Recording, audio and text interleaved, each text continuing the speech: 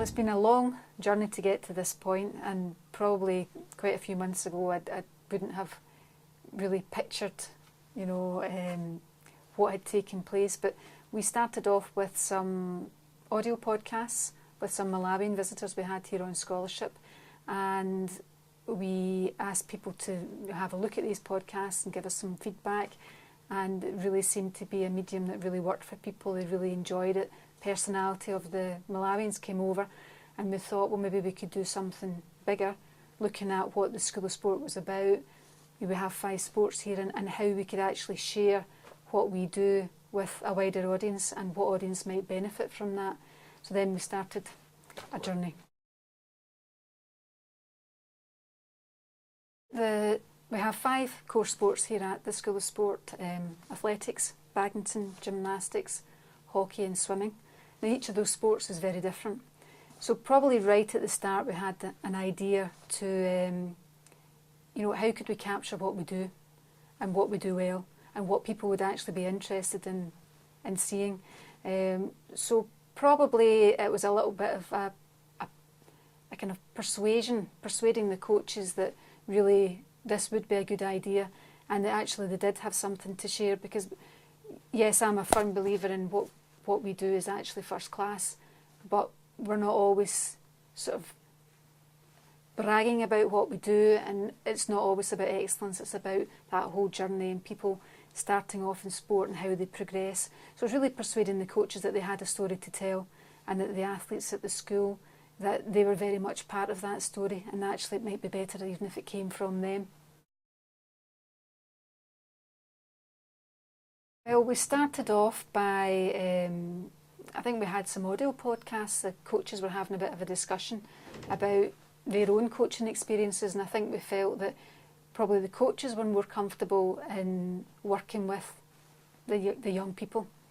And we started really by, I think the first podcast we put together would have been in badminton, and we involved our badminton players in that process and really captured the practice, various different techniques, different skills, different aspects of the sport, and the youngsters, they demonstrated. We then decided that that was actually quite a good approach, but also would like to produce a coaching podcast as well, where we could actually have the coach speaking for other coaches or leaders, people in clubs, schools, communities, that they could actually find useful, and we've now added a different dimension. So for instance, we would have hockey for the players, and we would have hockey for coaches. First and foremost, the opportunity for them to feel that it was actually about them, in terms of, yes, they're sports stars, if you like. They're selected to come here because they're good at sport, but they're not all fantastic. They're not all highly accomplished performers. That's part of their journey. So I think if you were a first year pupil, whatever sport you were in, they were as enthusiastic as our real top performers in the 6th year of our school.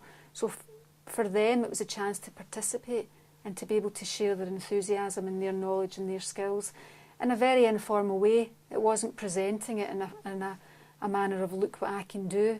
It was really presenting it in a way of, this is what my daily life is like at the School of Sport, and here's what I'm learning, and the enjoyment was really the most important factor. Are they enjoying what they do? And if you enjoy it, that comes over in the podcast, and I think that does. The coaches, I think, are probably for the first time they stood back and really thought about their own performance.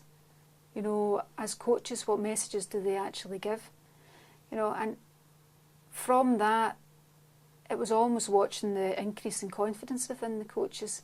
I mean, as I said earlier, I believe that they've got a tremendous ability, but I think for them to actually know that what they were saying is potentially going out to a global audience, not just the children they work with, but actually other coaches, colleagues, people across the board in sport, and then the community would be looking at this. So I think for them, they had a real boost from the whole experience. I think they probably were able to analyse their own performance as coaches and to see that they had different styles to the other coaches. And there was a lot of kind of cross-working across the coaches felt they could share ideas with each other and what worked for them, and a uniqueness came out, the strengths of each of the coaches, and that's something that I'm very proud of.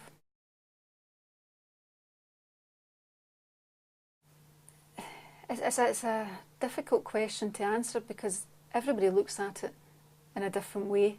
I think what we wanted to do was, if you're a coach, if you're an enthusiast, if you're a parent or you're a community leader, and you're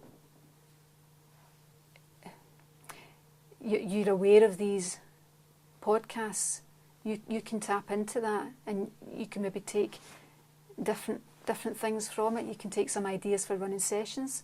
You can take some motivational tips, how to get young people enthused about what they do. And at its most simplest level, you can develop a greater understanding of the sport, or even what the School of Sport's about and what it's trying to achieve. There's a number of people that really made this whole project possible. I think obviously the first people I'd like to thank would be the Big Lottery Fund, and that's a branch for Awards for All, and just to thank them. Also the people who have embraced our whole project, if you like. It's much wider than a project. It's really about what the School of Sport does. For instance, when we were at Kelvin Grove with our exhibition celebrating our 10-year anniversary, the staff at Kelvin Grove entered into the whole experience and were quite happy to be captured themselves on podcast. All the coaches and all the students and pupils and teachers at the school, and the many other people that we worked with. But one person I would like to thank is Chris Smith, because he captured all the podcasts for us and he really captured the essence of what we do and what we do well. So thanks to Chris Smith.